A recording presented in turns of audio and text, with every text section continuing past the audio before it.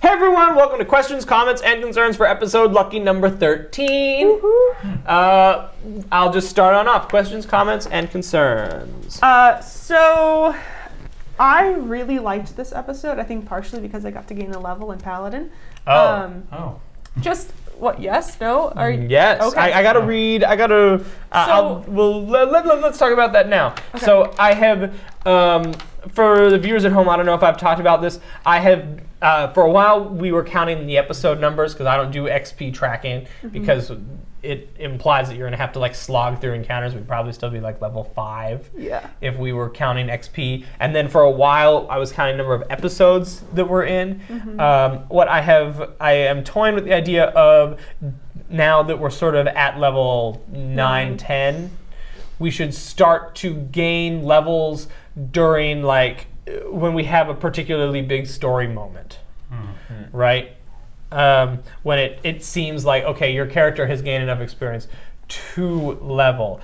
And we had talked about Christine taking her oath because at 3rd level is when you take your paladin oath. When you take your paladin oath, that would... And in the storm, what is that? Storm Chaser? Which book Princess is it? of the Apocalypse. Princess of the Apocalypse. There is an Oath of the Crown. No. In Sword Coast Adventures. There it is. Yeah. This book. This lovely Wait, book. so you're taking your oath right now? Yeah. So when Anastasia. Okay, so that was how the scene. So I know that's what we talked about. Let's go through just questions, comments, and concerns. Okay. And then we'll talk about that towards the end. I'm just excited. We got to talk just about that whole scene. I'm curious as to how Lord Griffin-Rose knew.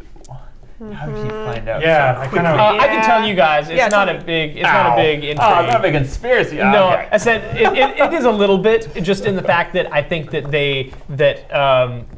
Kevin Carmel sent word like a day in advance, so that it he was would like, "Hey, I'm reach going to there, do this," so that news would arrive before anyone else would. It's sort of like you send the text message, but like I'm on my way. And then you're still get in getting the ready. car. Yeah. Right. Okay. That makes sense. Okay. It was like that. No So conspiracy. You just knew things. It's the military coup equivalent of yeah. Yeah. Text message. Yeah.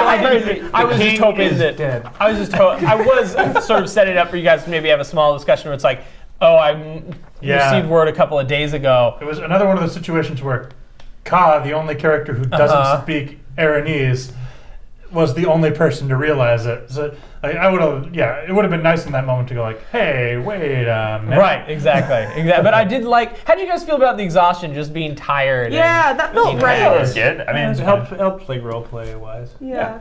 And I know for me, because we haven't played in a little while, like I was able to kind of like have that like, oh yeah, like what are we doing? And like it So it kind of gives just you an fit with excuse to get back into your character and how to play this game. I loved the Banquet discussion. Maybe that's just a me thing, like the politics, just because Christine my is conversation just so, with myself. Yes. Like just Christine, because Christine is so invested in all of that, and it pertains to her, and like it's like, okay, well, she's thinking like, okay, well, yes, I am friends with Belle, but at the same time, like we have to think about Sherryton, because I know the elves are still picky about Sherryton. That's sort of my button on that whole little plot line, is that conversation. Yeah. I've been thinking about these ideas for a long time, setting this sort of story up. And so that's sort of like my button with everything that I've been thinking about. It's sort of like, bleh. And so that's going to hang in the air, obviously, because we're going to the homeland. And my plan is not to touch on that until we get back. Great. More or less. So it's kind of my button there, and kind of the bigger politic machine at work. Ka stole the silverware because nobody talked to him. I know. Like nobody even was like like, what's that. your name? Who are you? Ka's like, well, fine. If I'm not here, then I'm not here. I really like that. It's kind of like the rogue acting up a little bit. Yeah. Well, it's like Griffin Rose did ask, like, oh, who are your friends? And I was like, oh, I'm this Technicifer. He's like, I'm Technicifer? And he was just like, boop, no one else matters. Yeah, I almost felt like I was an intruder there, which I guess was kind of, at least kind of true. Well, you got to kind of see Christine be like be like the lady of Meriton a little bit. Like she kind of had Yeah. Kind of a little bit, but even It was kind of like I offered to like. I hadn't really had anything like super force my hand for actually like the tipping point of Vel wanting to go back to the homeland. So it was like I kind of forced the decision a little bit, I think, and then the immediate reaction was like, "Is that a good idea?" And I was like, "Well, I know we're doing that, Yeah. so yes, I'm going to double down on this thing I'm not sure I want to do." Yeah. There wasn't a hook. I necessarily. guess I don't know. I just that's just something I was struggling with as a And- player a and little bit. And But I knew the that way that's too. Folded, though. Yeah, it worked fine. I just yeah, I don't know. Well, and It's not I a- knew that yeah. I knew that too, but it was also like, well, like, you know, there's like player motivation and character motivation, and Christine knows, like, especially in Sheraton, like she's like, oh yeah, let's go to the homeland, but she also has to play the politics game of, well, you know, like with this coup, the elves might see this as an opportunity, and she knows that about Sheraton, and you know, having the Lord of Sheraton sitting right next to her, it's like I can't just say like, oh yeah, like, you know, let's just go to the homeland, it'll be fine. I think we needed a little reminder of those letters that Vel had. yeah. I think that would have been great, is because that is the decision that Vel is, that maybe we didn't touch on enough in the last episode. Maybe. Is that because there's no one really to talk, because Vel's kept that really close to the chest. I mean, So it's hard to dramatize it. It was also like we were at that meeting, and I was like, should I do this now? Because I feel like it's like, should I try and have a conversation with Christine about this later? Should I just do this now? Should I like? I thought it worked, and it's kind of like one more reason. I think that maybe Vel hasn't quite made up his mind to go to the homeland yet. yeah. I think that he has like a lot of good reasons to, but until he steps through that portal, I don't think that the decision is made. So it might be interesting to see sort of like one last time, especially if it's a conversation between Vel and Ansma, like, should I do, like, if I go, I might be convicted of identity theft. Crucify me. Yeah.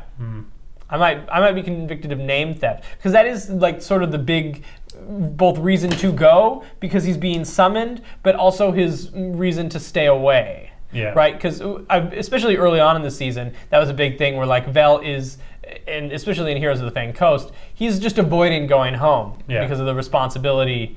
And so it would be maybe nice at the top of next session to just maybe dramatize that one more time. Yeah. Just so that really hits home when you arrive that this might not work out very well for Vel. Mm-hmm. He's both going home a hero and a criminal. Yes. At least in his understanding of what he's done. Yeah. And just kind of keeping that theft alive. So that might be because I see exactly what you mean during that. I was the whole banquet scene for me was me trying to like. There are bigger players. Yeah. This is sort of like the big kids table, and you guys are there because you're real helpful and you're strong in your own right, but you're not the political powerhouse in this conflict. And so they're kind of like, you guys are good fighters. We'd love to have you.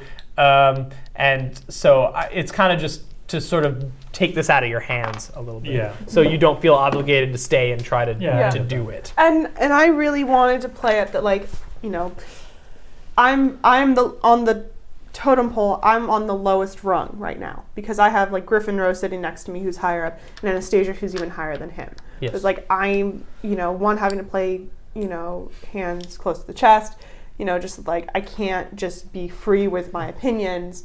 And I really tried in that conversation to really say, like, you know, my lord, my queen, my lady, like giving them. You said my lady a lot, which I didn't correct you at the time, but you should say it's lady would be if she was a lady, but she's a queen. Queen, so Your my Highness. queen. Okay. Yeah, Your Highness. Your Majesty. Highness. Okay. I just wasn't sure because I mean we also haven't really talked about that much. And That's why I haven't been didn't using correct it. you because it wasn't worth it, but just yeah. going forward. So let's talk about your oath. Yeah. I'm not going to give you a level for that. Okay. Because I sort of feel like the way that the scene played out is that that was not a choice that Christine made. Like, I want to, a big story moment, which is like, I feel strong enough to your cause that I want to swear my oath to you.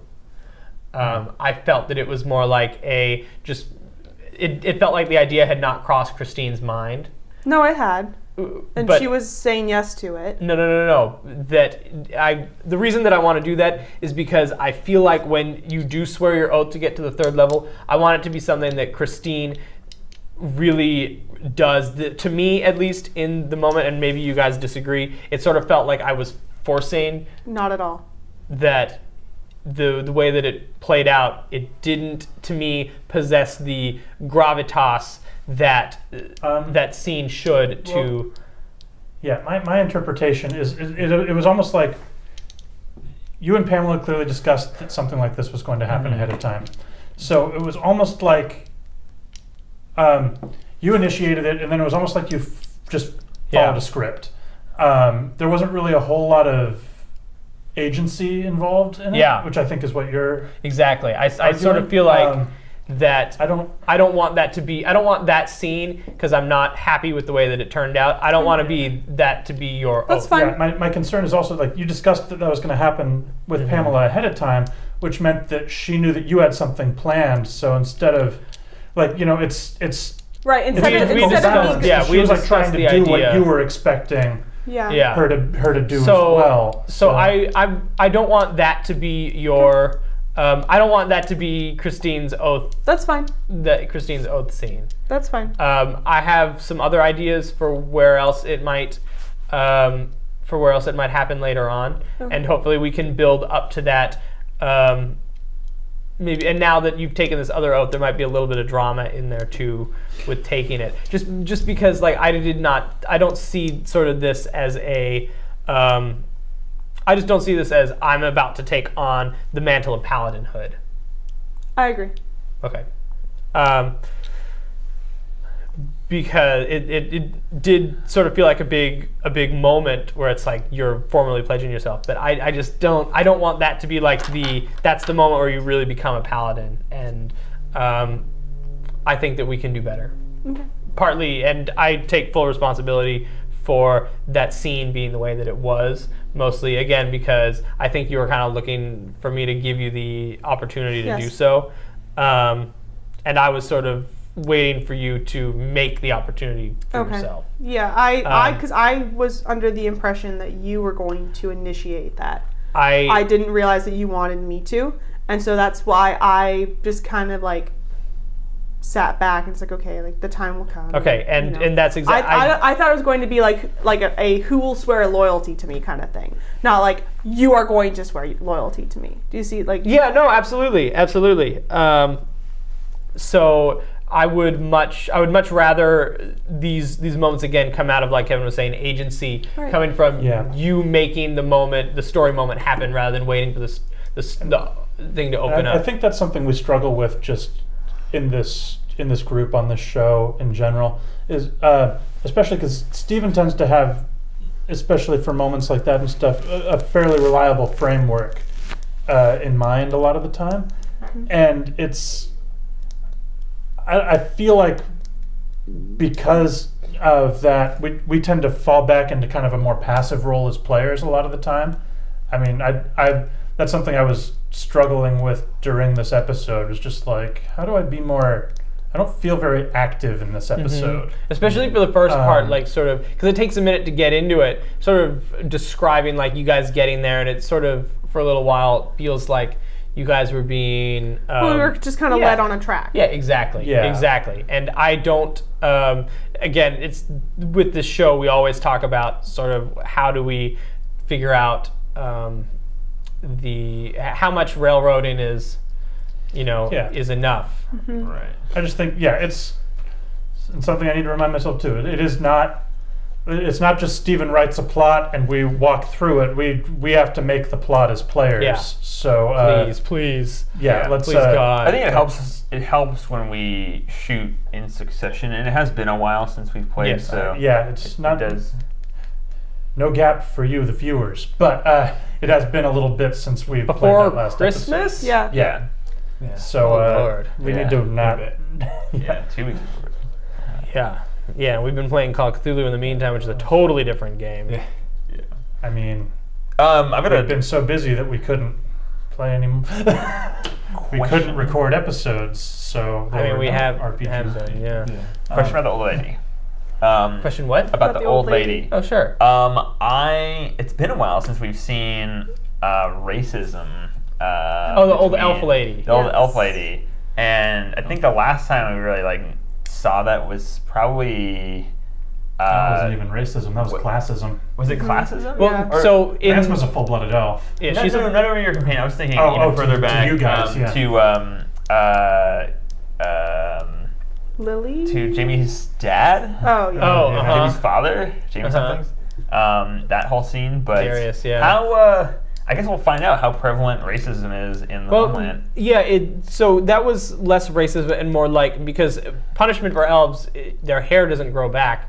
So if you have hair missing, usually it means you've been punished for something. Oh, so she's assumed that. Yeah, exactly. Yes. It looks like she's a criminal. It looks like she's basically like branded as a thief, or she's committed some kind of serious crime to be permanently marked in a way. But she did mention like dirty humans and stuff, or like something along those lines. yes. Yeah. I constantly wish I had hit harder in the Homeland episodes, but that's what makes Ferric such a pariah. Such an outsider is bald. he has no hair because he was but he was enslaved. Right. So he just looks like a bad dude, and so Ansma to these people, especially to this old woman, looks like a bad, like a bad. She just dude. looks like an unscrupulous criminal. customer because Yeah, exactly. Right. And especially missing the fingers too, and that's going to be a thing. Honestly, yeah, for the woman, like it's a fair assumption.